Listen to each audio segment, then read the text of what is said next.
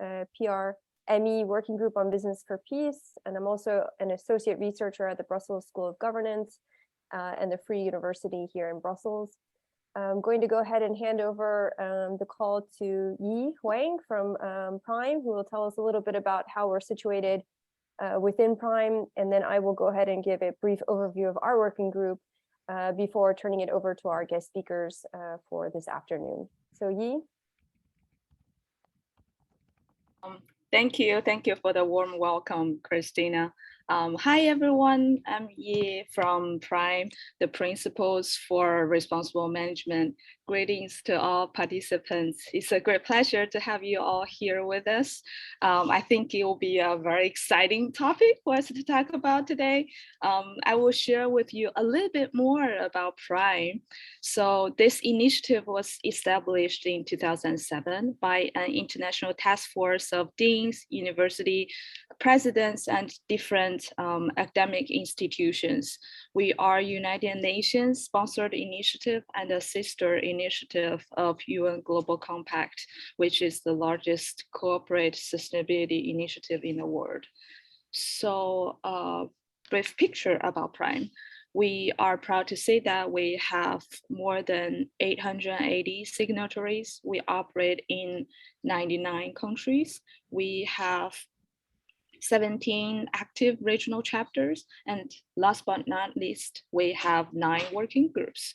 Prime working groups really enable us to achieve our mission and vision. They are usually networks that transform responsible management education by focusing on different issue areas in SDGs.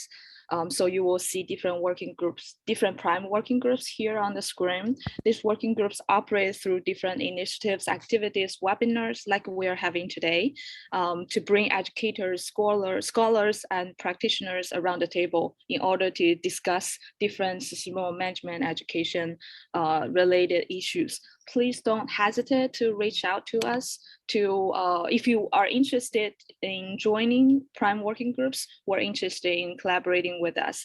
So that's basically a brief introduction about Prime. I will hand over back to Christina. Thank you very much. Great, thank you very much, Yi.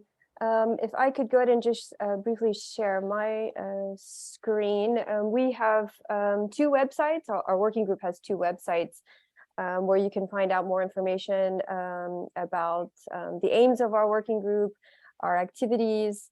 You can also find on our other external website, we have an online repository of publications that are related to the Business for Peace space. And essentially, our working group was founded in 2014 by 2 academics, John Katzos, who you can see here in a podcast from American University of Sharjah, and Bob McNulty, who was initially from Bentley College. And the kind of purpose of our working group is to try and understand how business or the private sector enhances the conditions that determine whether or not instability evolve into a durable peace, so a multidimensional understanding of peace, or on the flip side, contribute to increase in tensions that may spark, for instance, violence and even armed conflict. And we, as you mentioned, similar to other working groups, we tend to focus mainly on our outreach to academics, but we do appreciate the need to have a multidimensional perspective on the topics. So we welcome practitioners, policymakers, civil society representatives, and so forth to contribute to our activities and contribute and join the webinars, such as the one that we've organized today. So I think I can go ahead and stop sharing my screen and turn it over to the topic of our webinar today. We're very happy to have 3 guest speakers, 2 who will be the primary guest speakers that will focus on Africa GreenTec, which is a social impact investing startup. They will share their reflections on Africa GreenTec's contributions to inclusive peace and sustainable development. We have Dr. Bruce Kibler from Gannon University. We have Natalee Stinebiser, and we have Lucia Kamati, who will be sharing their reflections with us today. So if I could go ahead and turn over to Bruce to take it from here. Welcome everyone for joining us. Well, thank you very much, Christina. I really, first of all, I want to thank you for having us on today. It's quite a pleasure and an honor to be able to present with you guys today. I mean, I'm very committed to the entire aspect of business for peace, as well as sustainability. So I guess let me take just a quick moment and say a little bit maybe about myself and my colleagues. I'm a professor here at Gambia University in Erie, Pennsylvania, in management, international management. I've done a lot of community work and international. I was in international business, IT and telecommunications for about 20 years, mostly in Europe. And that's how I actually know the people who founded Africa GreenTec and why I'm involved. You know, Natalee is a student of mine here who actually is involved in a dual degree program where she's getting a degree from a German university as well as our university. And she spent a year last year in Germany studying and doing an internship, and she did her internship with Africa GreenTec. We are, all three of us actually are also right now kind of in the throes of trying to establish Africa GreenTec here in the US. And Lucia is the only, she's the only committed Africa GreenTec employee at this time. We're kind of aspiring, I guess. She's in business development there, and she's been, you know, just a phenomenal colleague, or hopefully, I guess I should say that differently, is that hopefully we've been a great help to her in what she's trying to do, in supporting us in what we're trying to do. Convoluted, but that's okay. So without further ado, I just, you know, really, I just want to introduce the young ladies here, and they're going to take over the presentation. I just wanted to say that, you know, at Africa GreenTec, you know, our mission really is, you know, empowering people using business models based on United Nations Sustainability Development Goals, as we see this as the epitome of, you know, peace through business, is, you know, fulfilling the, you know, creating business models that adhere to these goals. So with that, I'd like to turn it over to Natalee, who will share her screen with the presentation and start things off. Yep, let me see, share. Is it on now? Yes, okay, cool. Slideshow. Okay, well, thank you, Bruce, for introducing me. That was really nice, and I appreciate it. So yeah, me and Lucia will do the presentation then.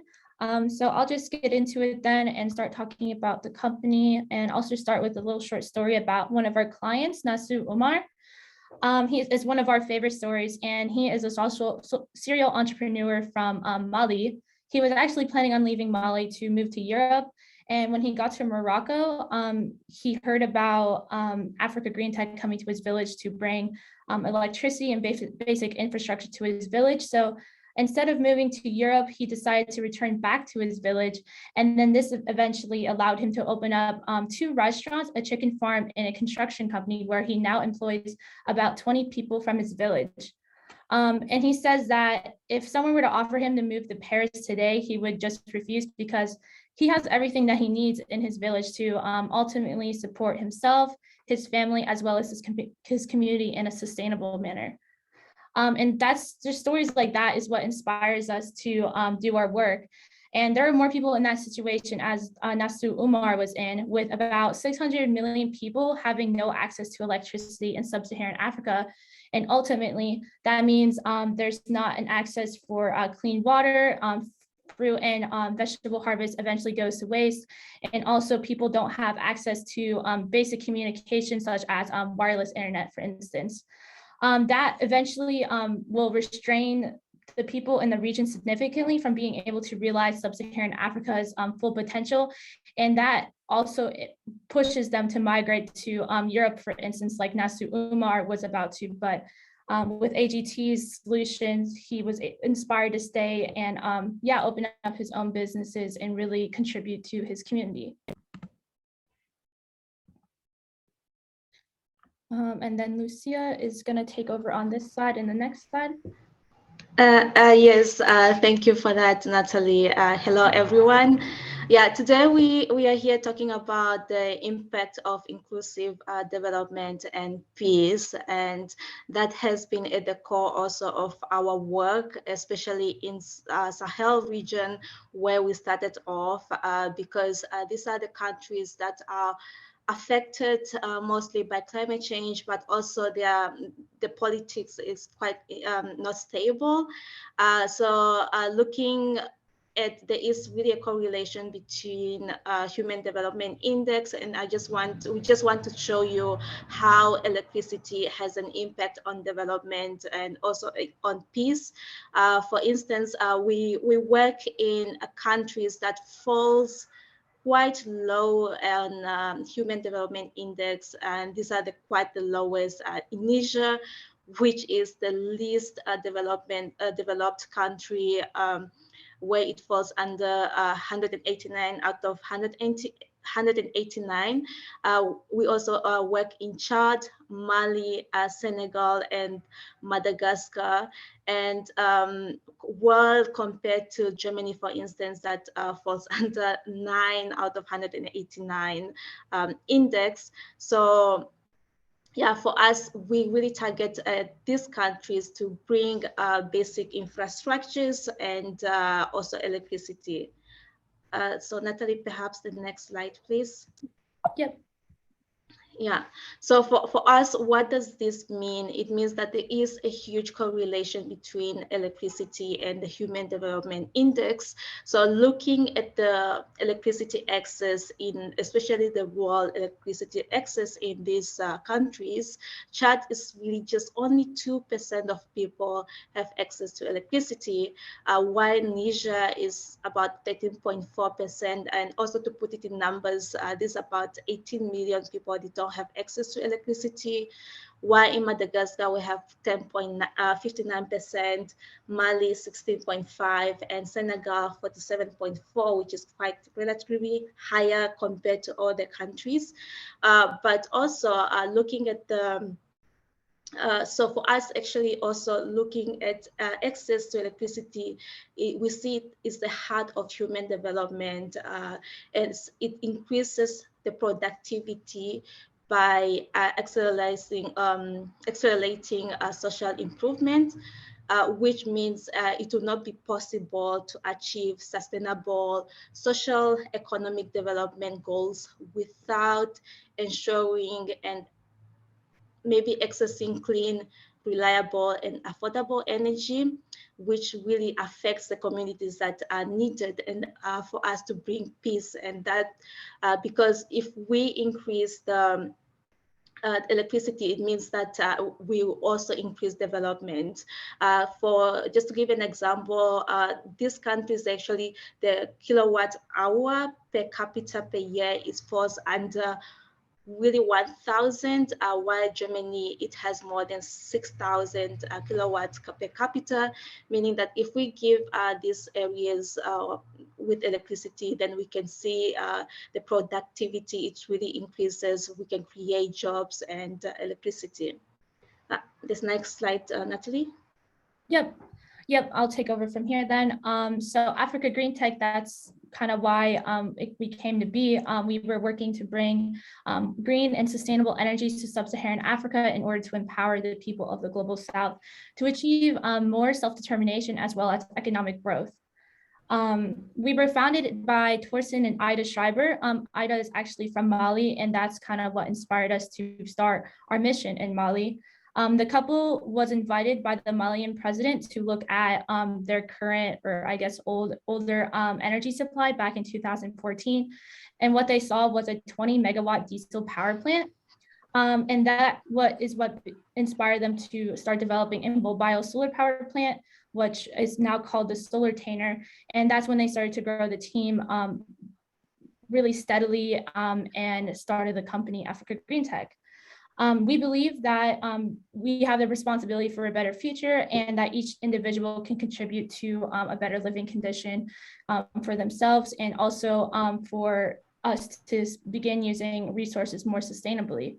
Since the start, we are currently operating in about 5 countries, but as you can see with all the green countries, that's our future potential target market. So there's a large target market that we can access in the future.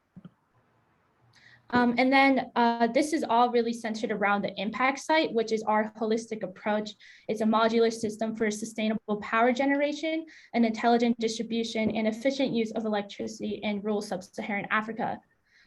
The ImpactSite was designed to combine all of these components together, like electricity production, cooling, water treatment, and internet access, which allows for the productive use of electricity applications. The core of this is the solar container, which I mentioned briefly before. That was the kind of the start of the company. And that is a electricity that can be used for with a mini grid and a smart meter, and it can be set up in about 24 hours or even less, depending on the, I guess, human power behind it. But basically that allows for people to use electricity even during the night. It increases safety and it improves learning conditions for the people of the village. This can contain a Wi-Fi system that allows the community to connect to internet. Additionally, it could be upgraded with a water purification system to allow for safe drinking water in the community if that's necessary. Also, another aspect of this is the cool container, which is our cold storage room that is really used for farmers to store food in to thus save food from going bad. Additionally, our sister company, the Solar Bakery, was recently added to the ImpactSite, which makes fresh bread every day using Africa GreenTec solar power. Okay, and then with the SDGs then, we actually impact about 11 of the SDGs, and electricity is the main driver for our model. This electricity means that people have the opportunities for to create businesses as well as allowing farmers to be more productive. And this also allows for people to have a better perspective and eventually impacts the future generation as well. Access to energy gives people the chance to make a difference in their communities and support a brighter future. Through our research with our partners, we were able to understand our impact better on the 11th of the 17 Sustainable Development Goals. And with that, we are not looking merely just at simple outputs. We are also looking across several different dimensions and considering meaningful outcomes that align with dependable institutions. And then Lucia, you will take over from here. Yes, yeah, thank you for that. Yeah, so for Africa GreenTec, we have we developed this holistic approach to rural development. As Natalee just said, that access to electricity is quite needed, and especially in these rural areas where basic infrastructures of clean water is not there. They don't have access to cooling to store their post-harvest. So these are really the communities that Africa GreenTec really targets. And beside this, we try to actually really reach the communities that need it, the groups in the communities that really needs it. And by this, we are talking women that have to walk long distances to collect firewood to make food for the family, where they have to walk long distances to collect water so that they can provide something for the family. And we are also reaching out to children that to enable them to have a safer life so that they can be able to study, and also communities that are affected to climate change, that people actually on the move, and they not only migrating to come to Europe for a better life, but sometimes they have to migrate within the country to search for for better land where they can grow their crops due to climate change. And these are the groups of people within the communities or states who are considered to be disadvantaged to factors out of their control, and therefore they do not have the same socioeconomic opportunities in societies that you and I perhaps also have. Next slide, Natalie. Yeah, but what does this actually mean on a day-to-day life? So for African continent with 54 countries, it's actually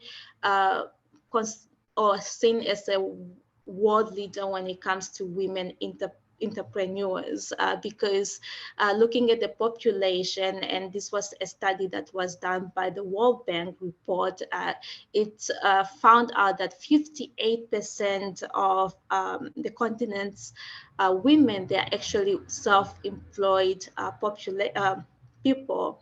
And this means that there is an opportunity to really empower women to become entrepreneurs, to become their own breadwinner, and to really get something to generate income for their family and for themselves. And so next slide. Yeah, so for Africa GreenTec, that's what we also do. We try to, in rural areas, to train the women with skills that they can use to come up with their own businesses, to also be able so that they can go to the banks. Because one of the other thing is that even though 54% or 58% of the continents are women are self-employed, it also shows that women continue to earn less profit than men. And there is also this thing that when they go to the bank, they are more inclined to be declined, not to get loans. So we try to teach them all these skills so that we can also connect them to the banks that they can get loans. And we also work with different institutions, for instance, Plan International, where they can get the skills or be taught skills to come up with their own businesses in agriculture or in other aspects where they're interested. Next slide. And so currently we actually have 2 projects now that we are working on, and this is actually one of our foundation that is doing that. So we are doing this in the Gambia and Mauritania, where we have the container that Natalee was talking about, where they can actually store cold storage solution for like women associations in fish. And there we give them an opportunity really as like a community where they can combine and be able to store their fish in the container. And with this, we also try to teach them how they can preserve, or how they can also come up with different business model to diversify their income generation. And so these are two of our some of the programs that we are doing with women. But other programs we are also doing in Niger with Plan International to really teach more than 10,000 women with skills that they need in rural communities to start their own businesses. Next slide. So yeah, the next slide is just, this is the sister company program, not really program, but the solar bakery, because the solar bakery is actually per day, they bake more than 3,000 breads. That means women, they can come and also buy like a whole packet of bread, and then they can go and sell it in villages. And this is something that we also see that, okay, women coming back to us or signing up to to sell because they really see that, okay, by doing this, they can actually earn money and be able to make a living out of it and be able to afford something for their families. Next slide. Yeah, so in a nutshell, yeah, Africa GreenTec, and I'm sure also other companies out there, we are really trying to reach these communities to bring or to enable economic development to these areas, and also to bring peace. As I say, that we work in Sahel region where some of these communities, they don't have basic infrastructures. And these are just some of the comments or the testimonies from some of our customers. For instance, Diallo, who is the kiosk owner, after we brought electricity and also cooling services to her, she said that she has seen that there's more food now. She doesn't have to throw them away. And she has seen that there is an increase of customers because her shop is like a meeting point in the village, and her income has multiplied. On the other side, we have Modibo, who is a welder. In the past, his diesel generator used to fail quite badly, but now with access to electricity, he has a lot of orders now. And ever since there is a boost, and he has hired young people and now employ 20 people in total. And by bringing electricity, it's just bringing, like from the outside, it's just bringing a light there, but in the long term, it really provides this long impact in the communities. It brings development. It also brings peace and reason for people to stay in the communities. Yeah, next slide, which is, yeah, that's it from our side. Yeah, that's it about Africa GreenTec. If you have any question, yeah, and we are very happy again to be here with you. Yeah, I guess I would like to add maybe just a couple of notes to that. I think that it's really important to understand this. This started off in Germany, and very contrary to most international business paradigms, what they have done is they've taken that production and they've moved it to Senegal. In other words, they've taken the higher level value production and actually put it back in the country that needs the development, as opposed to what the normal traditional way is, to leave the higher value production outside, and you just use it's the commodities and the raw materials that you're taking out of the countries. Additionally, I think that it's important to understand that there are a myriad of additional services that can be attached onto the solar container here. I think for me, one of the really most interesting ones, because most of these are very, very remote locations that you can't get to readily. They actually have a drone service and internet. If something goes wrong, for instance, one can actually have medications brought in by drone, which is, I mean, again, for me, a phenomenal capacity that these people just never ever had that kind of accessibility to the internet or to such medical services before. It was just too far away, and people would either suffer or die before they could get any help. And I think these are probably some really key aspects that I just wanted to add in at the end. We did gear this more towards the female empowerment part, but there's a lot more to all of this than just what we're showing today. So with that, I would also say, if you have any questions, we'd be more than happy to field them the best we can.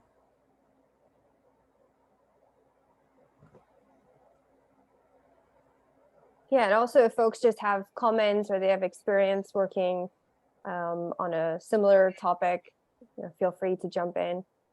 I have just one question about the financing. I'm particularly curious for low-income households and communities, whether or not Africa GreenTec has partnered with any IFIs or with any regional multilateral organizations. I'm particularly thinking of ECOWAS, and ECOWAS has a new fund that they launched a year ago. They started out with a pilot project in the Gambia, The fund is called the Fund for Regional Stabilization and Development, but they're particularly interested in financing female entrepreneurs, women-led businesses, and they're in a thematic area. They're particularly interested in renewable energy sources. So that would be one kind of question. And then I guess the other question, having or considering that Africa GreenTec is a German registered company, has the new German legislation that focuses on environmental and human rights due diligence come up at all? It's due to come into effect January of 2023, and I would just be curious to know whether or not that's been a topic of concern in terms of the company's internal operations and who they're working with in the supply and value chain, because that could have a ramification on Africa GreenTec come down the line. Lucia, would you like to start us off on that? Yeah, I will comment. Starting off with regional organizations. Yeah, thank you for that again, Christina. That's a very nice question. Good question. Yeah, so for us, we have started conversations with ECOWAS, with actually ECRE, which is their regional renewable agency, but we are doing that with Plan International, and yeah, the idea is to partner on the project for 10,000 women in Niger.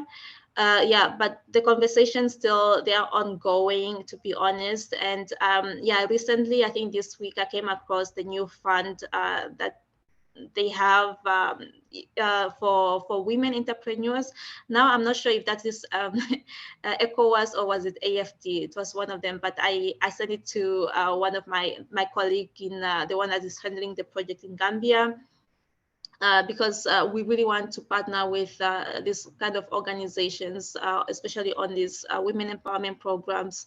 But in general, with financing, is one of the challenges that we also experience, especially since we work in remote areas. So we need to sometimes yeah, of course, we have different investors that we reach out. We have private investors that come in with equity and debt. But one of the challenges that we experience is actually finding grants, which is we use it for the grid. Sometimes the governments, they don't have access to they don't have money to build the grid. So we usually have to work together to reach out to organizations or DFIs that can come in with grant to support it. But in a nutshell, Africa GreenTec also runs their own in-house crowdfunding where we try to source funding for this kind of projects. Yeah, and we are now busy with our Series B. With the next question, I have to say, no, I didn't, or maybe I'm not aware of it from how Africa GreenTec will handle that. Yeah, but I'm sure it's something that, yeah, it will come up for us to also address that on how it will affect Africa GreenTec, for instance. But as Bruce said, we are also now moving the headquarters to Senegal, and yeah, so everything will be done now like from Africa for Africans, not from Germany as we used to do in the past. Yeah. If I could just add one little piece to that, I think that, you know, just the idea, everything that we do is based on partnering. I mean, there's really, I mean, we can't just go to one of these countries and take our solar tainers in. We actually have to partner with, you know, local utilities, governments. I mean, there's, so thank you for mentioning ECHO, I believe it was, right? ECOWAS, yeah. And so we're always looking for more partners because the more partners we can have, the more viable we will look, especially when, you know, we are looking for international grants to also help us along. I mean, it's social impact investing, but there's also a foundation for Africa GreenTec. So there, you know, it works both sides. I mean, so, you know, they do take donations and kind of, they don't perform charity. Even with the donations, they're still building a business model because people need to understand the integrity of having, meaningful work in their lives. But so we do the social impact investing regardless of whether it's, an investment vehicle or it's coming from charity. And I think, again, really just partnering is, the absolute most critical piece in being able to be successful at all. I think we have Renahan and Niels who have questions, comments. Maybe we could bring them in. Gentlemen, if you want to introduce yourself. Hey, I'm Nils Olson calling in. Actually, Christina, I got your email a couple hours ago. I'm glad I could jump in. So I knew very little, but pretty interesting to hear the conversation. In case my outfit doesn't give it away, I have a question about security, especially given that you're operating in a pretty unstable part of the world. So especially in places like Mali and Niger, how do security concerns factor into the whole business model in general, but maybe if you have some particular anecdotes on how you can guarantee that things don't either become captured or lost or stolen, I think that'd be pretty interesting to hear. Yeah, that's a very good question, and that's the question that we always receive from our investors. Yeah, so I will just give an example how we did it in Mali. And I would give it into perspective, like investment security, because that's something that our investors usually also are always concerned. So for Mali and also for other countries where we go into, we try to have investment, I forgot how it's called, but between Germany and Mali, there's this an agreement of investment security that has been signed, and that's what also has really protected Africa GreenTec. If anything happens in Mali, the investment is protected. We can get it back. But in terms of on-ground security, I have to say, and thankfully, nothing has happened yet, but of course we can't rely on the yet. So, but what we do is, as you have seen, our solutions are containerized, and of course, this security challenge also has been put into consideration. That it's either easy to, if war is coming to that area, we can move it within 12 hours. We dismantle it and move it to somewhere else within 12 hours and set it somewhere else. But also we really try to work with the locals, and also we work with community leaders that knows really the situation, and they can talk to people. And yeah, what else did I forget? Yeah, so we just really try also to protect ourselves. Also, when people go to these areas, of course, they go through the training on how they can protect themselves. And yeah, so far, that's what we have been doing so far. And Bruce, would you like to add anything on that? I mean, nothing really. I mean, I think if you look at any of the photos of the installations, I mean, they usually are, kind of semi-sealed off from people just walking around. Security is always it's a big issue. So, I mean, that is clearly something we spend a lot of attention on. But, guarantee is kind of a harsh word. I'm not sure. Guaranteed in the sense that when we have such an agreement as we have with Mali, then basically it's guaranteed through the agreement. But other than that, you can't guarantee locally what's going to happen. I mean, sometimes like in Chad, I mean there's been we went into Chad and they had somewhat of a coup and. We ended up having to basically retract, our resources out of Chad at that time. So, but the mobility piece is such that we can move back in relatively quickly when the security is no longer, or the lack of security is no longer an issue. Yeah, and I just also want to add that, yeah, of course, working in these countries is very hard, and we have, of course, experienced it. For instance, Mali this year was going through the embargo, where the borders were just closed for, I think, more than 5 months, and that means we couldn't move in anything, and our project was delayed, and that's one of the challenges that we also face.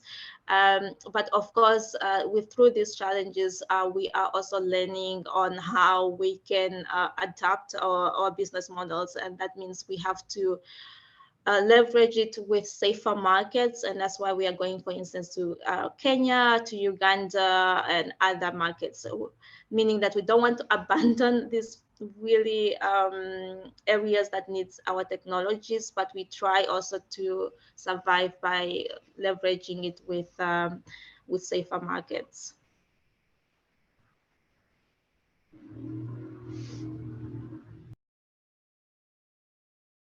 Okay, I think Jill. Hello, everyone. How are you? Sorry about my cam. My connection is not so good. I'm from Brazil. I work with business and human rights and development agenda. Christina, thank you again for this opportunity. It's amazing what you brought to us in terms of integral solution, holistic solution. I must, I'm grateful to hear all of this. What Commander Olsen said was really important in terms of security. You answered my question too. It's one of the questions, but I especially want to ask about the energy solution, because it was really amazing to keep the food in good quality, not only for usage but to sell by an association, a community corporation to put this on market. How was the challenge behind all of these efforts to build this kind of solution? This is really amazing.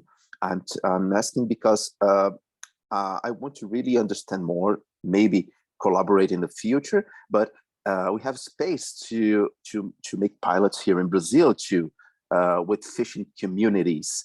And well, I'm here to collaborate and learn from you. Thank you, Christine, again, and all the team, Bruce, Natalie, and Lucia. Congratulations for all you do. Yeah, thank you, Gil, and I hope I said your name correctly. Yeah, thank you for that question. And of course, Africa GreenTec is always open to collaborate with people and different companies all over the world, not just in African communities, but we will be also happy to collaborate in Brazil. Yeah, so you asked about the challenges. I think, yeah, I mean, there are a couple of challenges that we have experienced, of course, since we also work in different areas. I have to say the first challenge, of course, going into areas where, and trying to change also the, what is it, social behavior, because people, they are used not to have their different ways of preserving the food. So one challenge is like really teaching them and convincing them to use a new technology is one of the challenges, because then it takes really time, and it also comes because when you go into the community, then only maybe a few people are willing to try it out, but over the time you have to give it time. You have to really explain to people on how this new technology, for instance, would benefit them. They have to see the result long term, and then if you explain it over the time, then people slowly and slowly they will accept it and try to use the technology. I have to say another challenge for us, because of course, we work in Senegal, for instance, is basically a desert and it's quite really hot. So the first time when we put up the container, it was quite really hot for the technology. And through this, we have also saying that, okay, we have to adapt it to really fit to the local weather or temperature, because that means that if it has to work in Madagascar, it doesn't mean that it has to work the same way in Senegal, because it's just a desert and it's quite really hot. So adaptability of the technology in different settings is also one of the challenges that we experience. Of course, transportation is also one of them, because I'm just talking about challenges that we have also experienced in areas where we work. So since there's no roads or quite good roads, it was really a challenge. We have some photos of the team trying to take these containers to rural remote areas, and the truck is just really stuck in the sand. So yeah, basic infrastructures to take them to remote areas is also some of the challenges that we have experienced. But yeah, when we bring it to the area, and I don't know if Natalie said it, because we try to teach, or at least at every container, to employ 2 women at least. So it is something that we also try to include women in our solutions, so that they can really yeah, be involved, and also to give back to the communities. Yeah, That's really wonderful. Thank you very much. yeah. And but well, please tell me. Sorry. Yeah, but yeah, we'll be happy to also explain it more to you in a separate call after this. Yeah, I'll thank you put, so much. yeah, we'll put my email address here. Thank you very much, chat. and congratulations again. Great work, really nice. We have Matthew, would you like to jump in? Yes, thank you. My name is Matthew, and it's really exciting, sorry, to see what's happening, and just to follow up with your projects. I actually come from a very rural area in Kenya, and it's really drought. It's really dry now, although currently I'm in South Africa, but it's really dry and all of that. So I just wanted to find out something. I heard you speaking about giving skills to women on particular projects, if I'm not mistaken. I wanted to know, do you give them general skills of businesses, or is it skills pertaining to the projects that you are undertaking? I'm not sure whether you understand my question. Oh, sorry, my camera is this side. Yeah. I'm not. Do you understand my question? I think I understand. Yeah, I think I understand. If I think your question is if the skills that we train women is or related to our projects, or if it has to do to start with their own businesses, right? Yeah. Yes. Yeah. So with the skills that I have to say both. It depends. So the skills, and also that's why we partner with organizations such as Plan International. It's really to give skills to women to start their own business. And in a nutshell, so this business can be into agricultural, or it can be I don't know, a hairdresser, anything that they want. It just really to how to start a business, how to go to different loans, how you can save your money, how you can scale up your business model. And our partners that we work with, such as Plan International, they are quite really good at this. And in a nutshell, so in the end, once these women gain skills, that means they can start their own business, and they can still use electricity, or our electricity that we bring to communities. So that's one part. But the other part, for instance, at the container where we employ 2 women, or at our solar bakery where we get women in the communities to come and sell the bread in rural communities. There, then we teach them related to that specific project. Or if it's container, then we teach them on how they can handle the customers, on where to place the baskets, or what they need to put in and not allowed to put in, this kind of skills. So we really work with different types, and it's really depending on the project or the skills that the women also need. Okay, thanks. Then another thing, are these projects sustainable? Do they self-sustain themselves, or do they require funding throughout? Once you initiate the project, are they able to run on their own and generate funds so that they can be sustainable, self-sustainable? Especially the ones that you are providing, like the freezers and all that, and the solar. Yeah. I assume that you're asking about our business model and our projects. Yes. So for us, and that's also really differentiate us from, let's say, our competitors. We work in areas which are remote and off-grid communities, and having mini grid usually, and only selling electricity alone is not sustainable.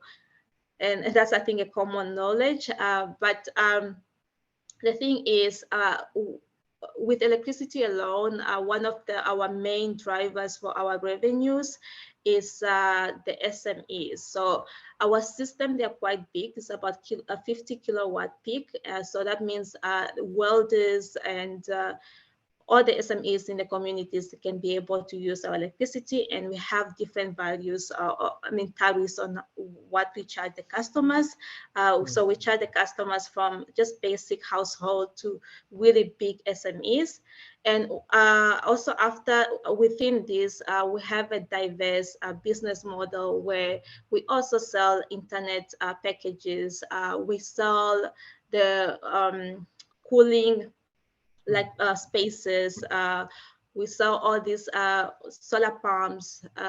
We have really a diverse business model, and for us, it's of course great for the community, but at the same time, it's also in the long run, profitable, maybe profitable, but sustainable for us, and also really to be attractive to our investors that we approach. Okay. Thank you. Yeah. I think we can maybe just ask if the three of you maybe have any final points you'd like to share. Bruce, Natalee, Lucia, and then we can go ahead and wrap up the call for today. Well, I think we covered excellent questions. Sustainability, of course, is the from the I guess the environmental aspect, but also the sustainability in terms of being able to pay for these things over time. Because again, we're not doing charity. Is central to everything that we do, and the cultural aspects and the training aspects are huge hurdles, as they have been in many other countries before, which there's many examples. So those are huge challenges, and they continue to be, and they will continue to be moving into the future. I don't think I have anything else really that I would comment on, other than I think also that this is a great, just a great project that we're trying to also now bring to the United States in terms of how we can start funding a lot of this stuff. So with that, unless Natalee or Lucia have anything to add, then we'd be good. I also just want to say thank you again, Christina and the whole team, for bringing us on this platform to talk. As I said, we are very grateful, but also for Africa GreenTec, we are always open to work with different people, to work with different partners, to scale up our business models to really communities that need it. And if you have feedback or questions or want to work with us, please feel free to reach out to us. And again, thank you very much. We really appreciate to be here today.